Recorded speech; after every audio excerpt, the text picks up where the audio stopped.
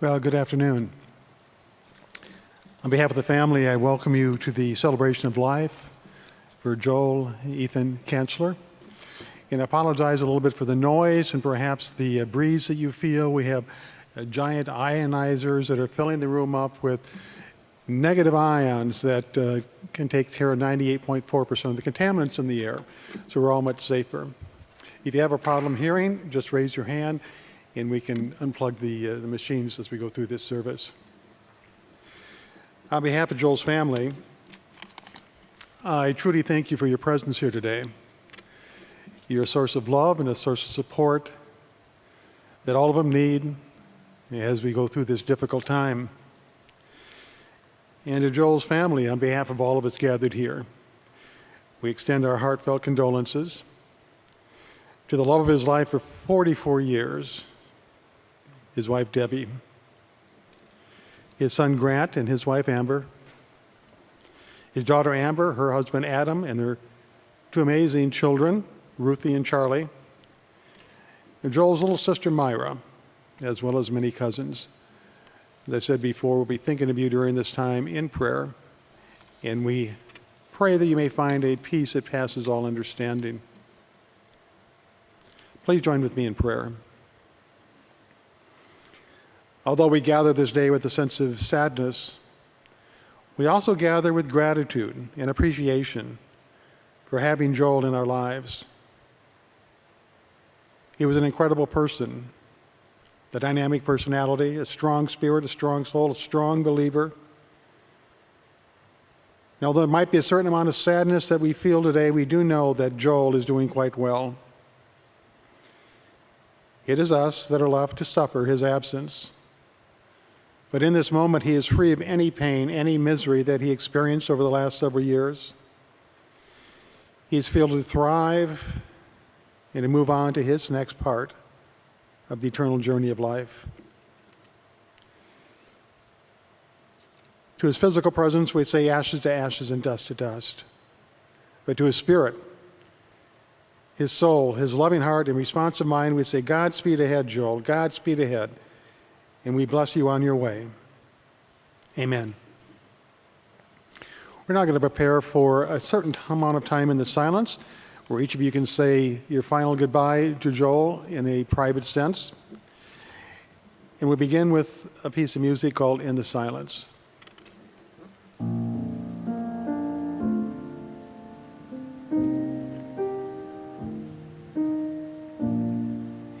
the silence, there is a secret place, a secret meeting place. Love is there. In the silence, where every color blends and every rainbow wins, good is there. In the light, now you find that you know peace of mind. In the silence, your path is paved in gold, and all your dreams unfold. Love is there.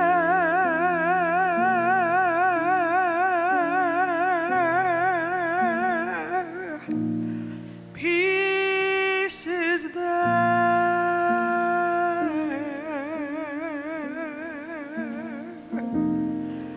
Truth is there.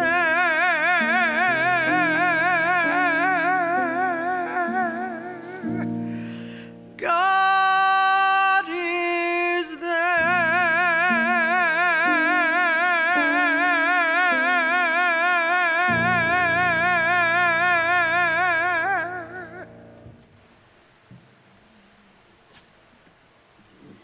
Take a moment to make yourself comfortable. And perhaps take a deep breath, slowly exhale, and as you do so, feel your entire body becoming relaxed. And just close your eyes and go into the silence, that special place within your heart where you communicate directly with Joel and in your own private way. You say whatever comes to mind in the silence.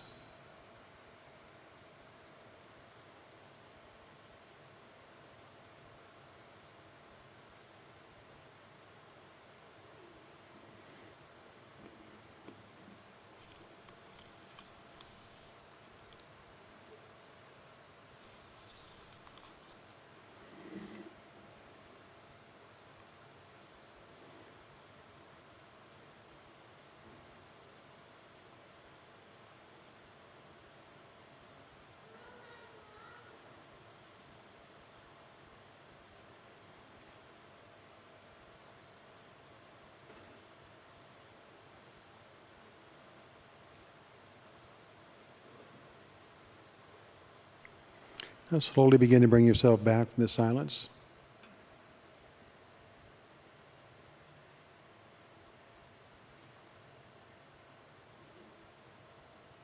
And so it is. Every person born into this world begins a journey through life. A journey that's filled with a wide variety of different situations, circumstances, relationships. And Joel's life was full of all of those things. Every person's journey is a story of sorts. From beginning to end, it's like a finely written novel. Some are stories of sadness, some of tragedy, some mediocre in nature. But the Joel Ethan Cansler story, I believe, and I'm sure you all agree with me, is one of great inspiration to anybody that knew him.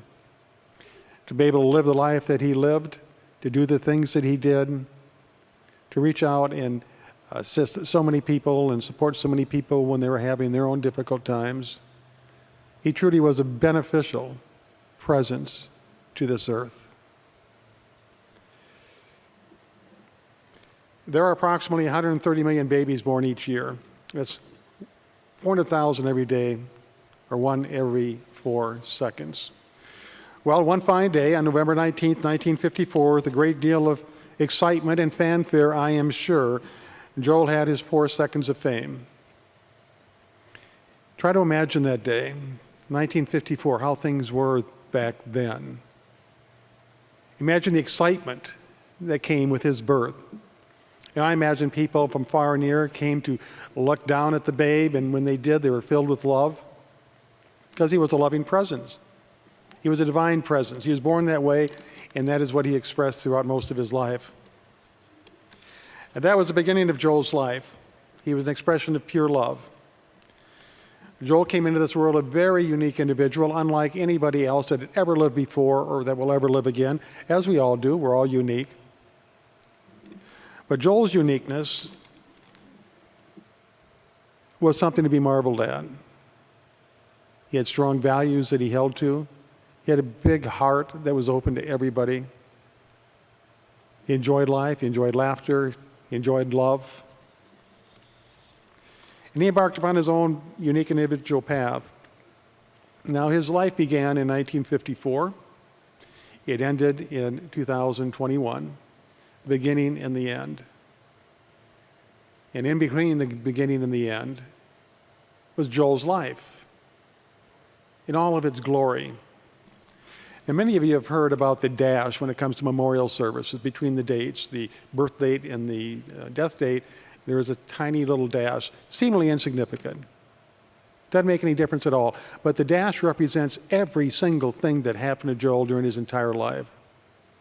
That dash is filled with 44 years of devoted love to his wife. It represents decades of love that he poured out to Grant and Amber. The dash represents 66 years of Joel giving generously of himself to the people in his life, through the good times and the difficult. He never gave up making sure that his family had everything possible to make their life wonderful. And his friends, knowing he was there for them always. If you knew Joel, you were loved by him, whether you were family, friends, or people in his professional life. His love was true. It was unconditional. Once again, he was a beneficial presence to this earth. And that is something that each and every one of us faces at some point in our lives. When it comes our time to go, we have one question to answer. Was the world better off because of me, or was it worse off because of me? And when it comes to Joel, we know unequivocally the world was better off because of him.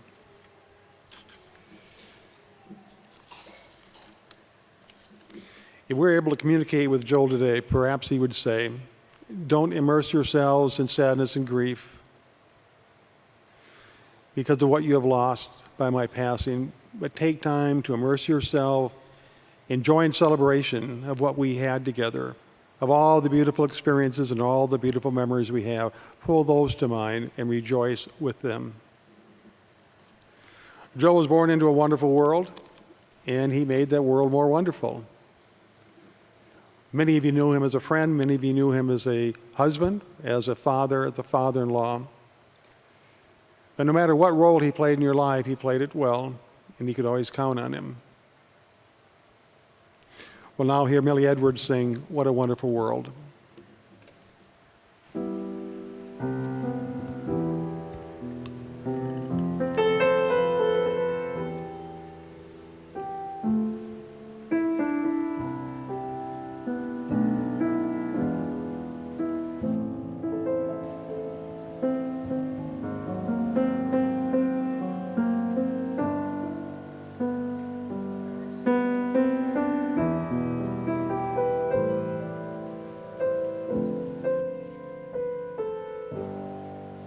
I see trees of green, red roses too. I see them bloom for me and you. And I think to myself, what a wonderful world.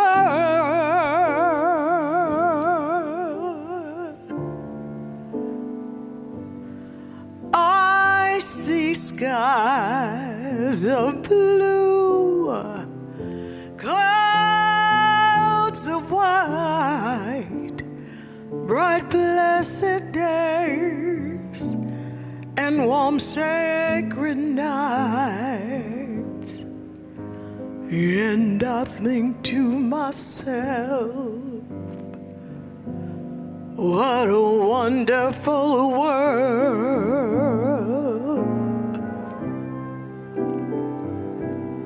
The color of the rainbow, so pretty in the sky, are also on the faces of people passing by. I see friends shaking hands, saying, how do you do? They're really saying, I love you.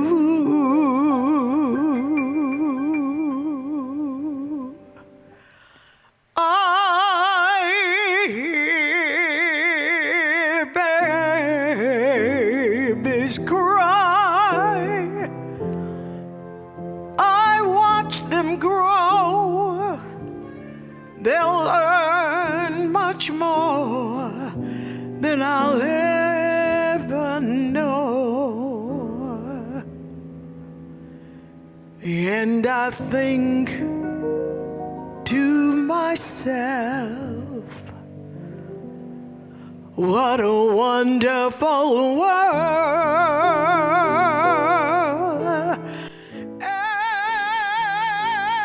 And I think to myself, what a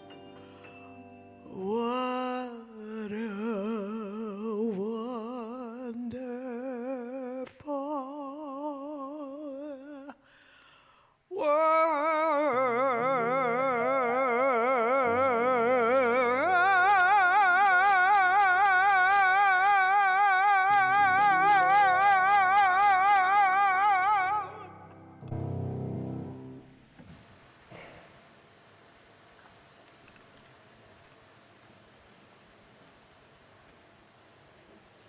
I didn't know Joel well.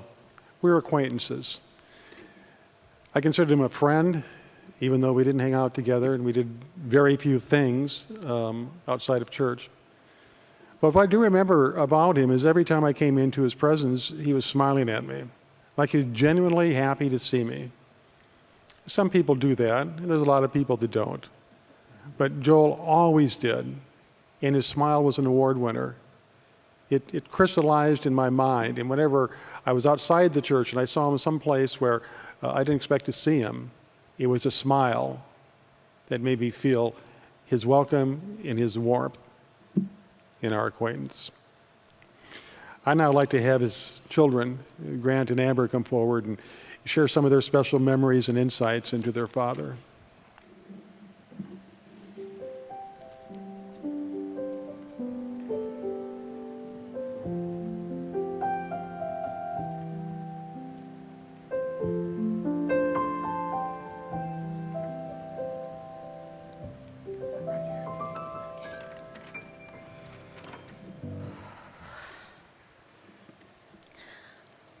Our dad was a gift to this world.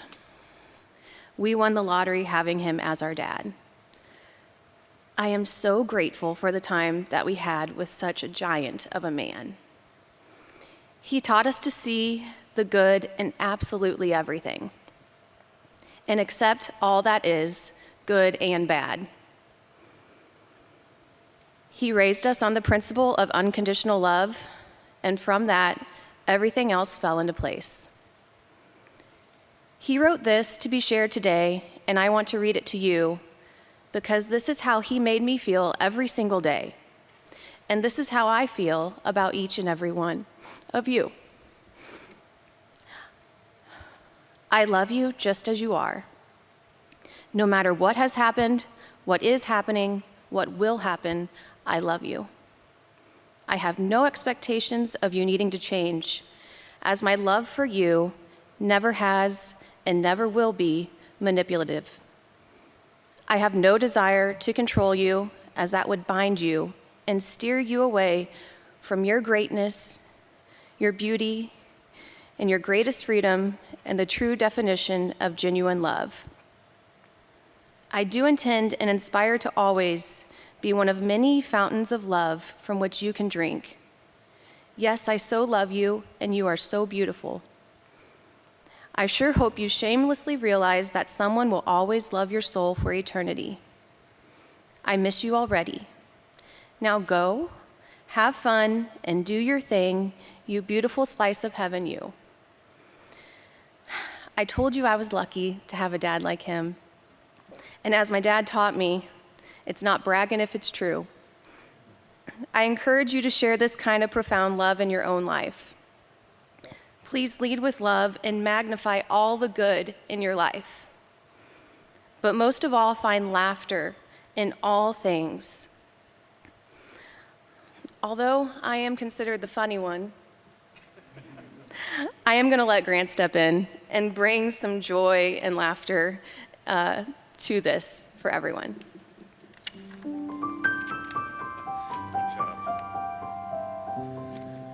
Well, we'll see what we can do. Dad'd be pretty disappointed if we didn't have a little bit of a laugh and have a little fun with this. I'll start just briefly with a story. I think most of us know here Dad pretty well, but 10 years ago, I was taken off on a trip, and it was going to be like a 6-month trip. And Mom had been crying for weeks, because that's what she does when I go weird places. And Sister Amber was coming with me, and we were going to start the thing off together. And we're at the airport, and we're an emotional group, the Canslers. Dad, he loves real hard. And even though he hadn't been crying for weeks like Mom, we're saying goodbye, and it's getting kind of emotional. And so the big guy, he's 6'2", 270, and he's welling up with tears. We decide, okay, it's time to go through security. And he and Mom start to walk away. So there are the two kids going off to New Zealand. We're going way far away. She's not going to be back for 3 weeks. Dad's walking away, and as they get to the door, he stops and yells, "Right when you find work, send money." And then takes Mom's hand, and they just run out the door. And the whole airport's just kind of in stitches over that. But I think that kind of encapsulates a lot about how Dad approached things in life. And that's, here we go. I like to fan myself when I don't want to cry. But anyway, so fun story. And Dad would want us to be pretty enthusiastic, and we're going to get a little bit interactive with this part. So growing up, Dad had a quote from a guy called Zig Ziglar that he loved. And he'd always tell us, if you act enthusiastic, you will be enthusiastic. And you know, when you're a kid, you usually hear that at the time when you don't want to be enthusiastic at all, so it feels like bad advice because you're frustrated. But that laid a great foundation of perspective, I think, for Amber and I. And then in my own life, and then in my own personal journeys, a teacher I really like, a guy named Thich Nhat Hanh, it's a similar kind of quote that I'll reference, and that means a lot to me. And he says, sometimes your joy is the source of your smile, but sometimes your smile can be the source of your joy. And I find a lot of peace in that, and a lot of peace in what Dad taught us about being enthusiastic, because we are capable of creating and choosing how we feel, even in hard moments, and even in moments like this when our hearts are broken and we're out of gummies and we don't know what to do down here. But that feels really good. It's nice to have those tools, and Dad was the guy that gave us a lot of tools to do that. Now for the interactive part. I'm going to read a couple things Dad wrote too. These are in the program that we put together for today, but it's kind of nice to hear it and read in a way that I think Dad would do it. So what we'll do, a little call and response. We're in church. You can clap here. We can have some fun. I'm going to end it by saying, written by Joel Ethan Cansler, and then I would like you to respond with one of his favorite Joel-isms, "You better believe it." Because that was a constant with Dad. So let's do a quick practice. So I'm going to say, written by Joel Ethan Cansler. There we go. Now remember, you can choose to be enthusiastic. So let that flow a little bit, smile, feel a little joy. That's okay to do too. All right. One more little sip. And then before I dive into that and to reference what my sister said, you know, Dad, he was a very loving and enthusiastic giver. You know, we had everything we ever needed. And usually, if you ask for something, he's going to give you just a little bit more to make sure you have enough. Like you're going to the movies, you need $5, you left the house with 10. You know, why we wanted to share these and share everything in the book is the same as Drew. Fan myself. Even today, because he keeps giving us the tools we need to be successful. And that feels pretty good. Okay, a couple readings here. So this is, and all these we found in a folder that Dad had left for us. So it was kind of cool going through that after the fact. So my life's purpose. So Joel identified the purpose of his life is as follows. I am here to experience all that life has to show me. I am here to learn, to teach, to work, but moreover to love. My purpose is to bring smiles to as many faces as I can, using my love for all that is as my #1 motivation. I am passionate about life and passionate about living, because the more love I feel, the more I can give away. Written by Joel Ethan Cansler. There we go, I like it. Okay, next from the book of Joel. The next two are poems. So we have a Master of Fine Arts of Poetry in the room, so we'll look forward to his critique afterwards. I know Dad would like to talk about that, so Toby. This is titled, Life is Just a Passing Through. And I'll try to read this how I feel like Dad had written it. I'm in a new realm where I am free. It's a whole new world, a whole new beginning, tailor-made for me. I'm no longer old, I've regained my youth, and all of my thoughts have now become my truth. I'm learning more answers, and I'm freed from all fear. My beingness is whole, and my mind is clear. And to show you I'm grateful for holding me dear, I'm with you right now, and plan to stay near. Although I move to this unseen dimension in the wink of an eye, please don't mourn my physical absence long, or I'll feel like a spy. And although my passing might take time to digest, I'm now more relaxed, content, at peace, worry-free, and you know the rest. Written by Joel Ethan Cansler. There we go. Okay. The next is also a poem, and before I start this, so we found this on a note card. Dad loved writing everything on note cards. And it had a big red arrow in the corner. It said, flip it over. And for those that knew Dad well, this is a joke that he left. Might not sound like, but this is intended to be funny. He said, last request. This is on the back of this one. I want this on the front of my funeral program. See to it that it is done. And this was all in bold. For sure, it will be done over my dead body. So there's that. And Amber got it right on the front of the program here. So this is his final advice with all my love. And he wrote this in August of 1991. So he's been on this one for a while. But, okay. When I leave this small round ball and transcend to my next call, don't sob, don't grieve, don't sigh, don't weep. You've still got your reputation to keep. Don't call and order a big bouquet for which it could be painful to pay, and don't just stand there long-faced and blue. I may be better off than you. Written by Joel Ethan Cansler. All right. That's good. We have to have a little fun with this, and Dad would expect us to have a bit of fun today, too. The last, and this is on page 2 of your program, is just his final thoughts. And if we could on this one, let's just take a few seconds and we'll read that as a group.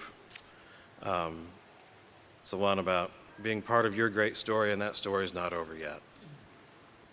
So let's read that together.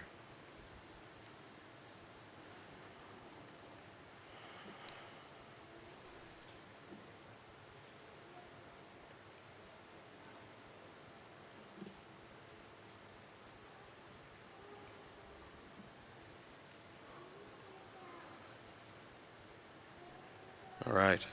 Written by Joel Ethan Cansler, everybody. All right. Thank you very much. Thank you for being here, too. Good. Oh, yeah.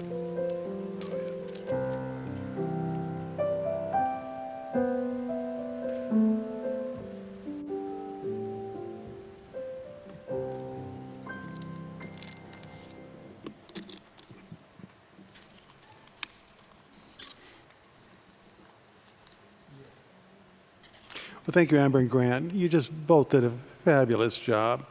And I know it's very difficult at a time like this, but I know Joel is smiling ear to ear, and he is so, so happy with what each of you said. Well, Joel has left this earthly plane, but he will forever live on through the wonderful, beautiful memories, funny memories that everybody has of him and that took place with him. He's gone now, but not forever. There'll be a time when you'll meet again, which is natural.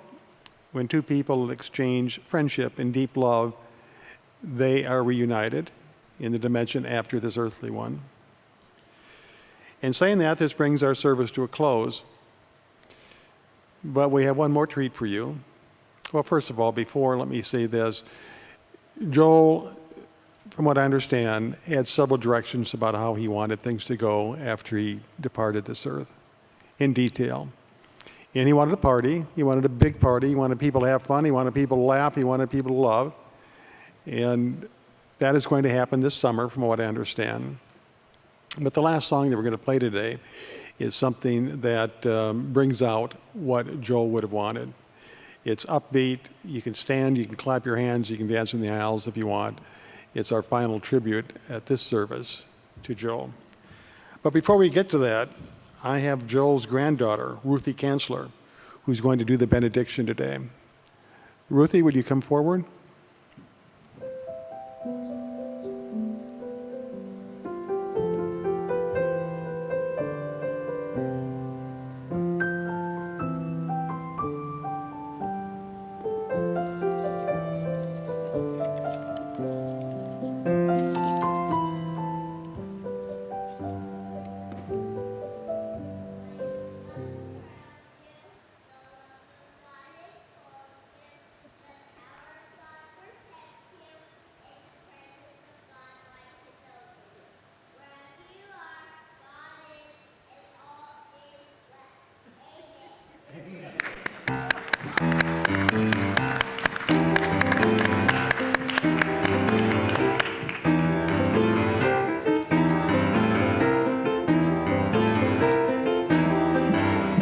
Oh, when the saints come marching in. Oh, when the saints go marching in. Lord, I want to be in that number.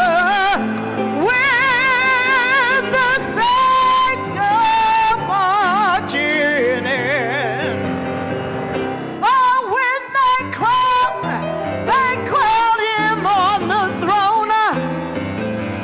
When they crown him on the throne.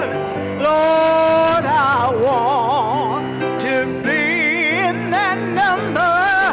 When they crown him on the throne.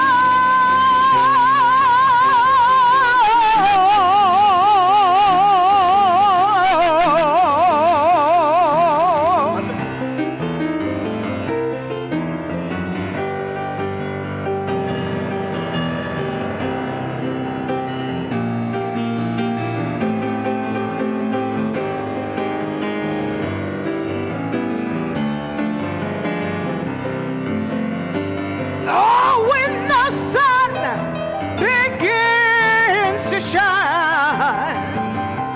When the sun begins to shine. Oh, Lord, I want to be in that number. When the sun begins to shine. Oh, when the saints go marching in. When the saints go marching in. Oh, Lord, I want to be in that number. When the saints go marching in.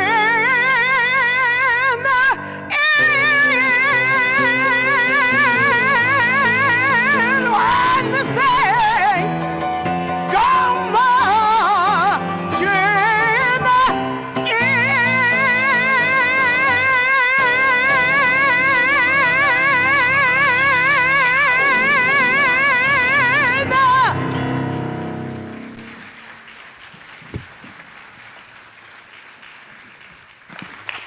That one was for you, Joel. I also want to talk about Ruthie, when she did the benediction. You know, I've been saying that same prayer for 31 years. Never have anybody applauded me. Her first time out, and she's a star.